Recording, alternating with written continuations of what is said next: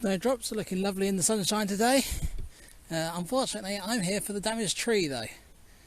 So that is an ash tree, and by the looks of it, it's got ash dieback. So to be honest, I think it is dead.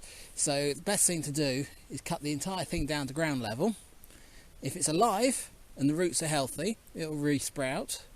And if not, if it is dead, then it's a stump. It's not a problem anymore. So yeah, let's get the saw.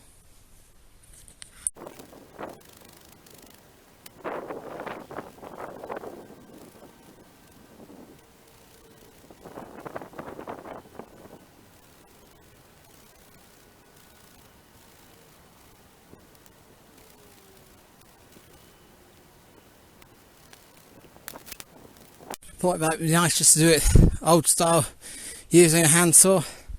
I'm regretting it now. But yeah, this is a perfect example. You can see this has definitely got the ash dieback. There's a yellow patch there, which is literally, I believe it's a fungal infection. And it gets underneath the bark and it just works its way through and eventually kills the tree off. But again, you can also see it coming up around there. So that section there is dead. That section is alive.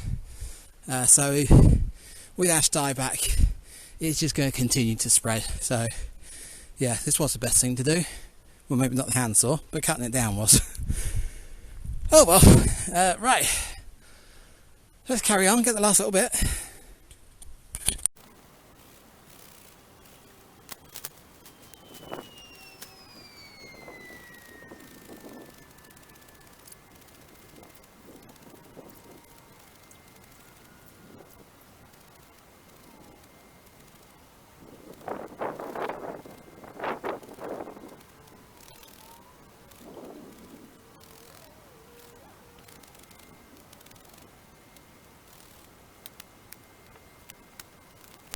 There we go, all down.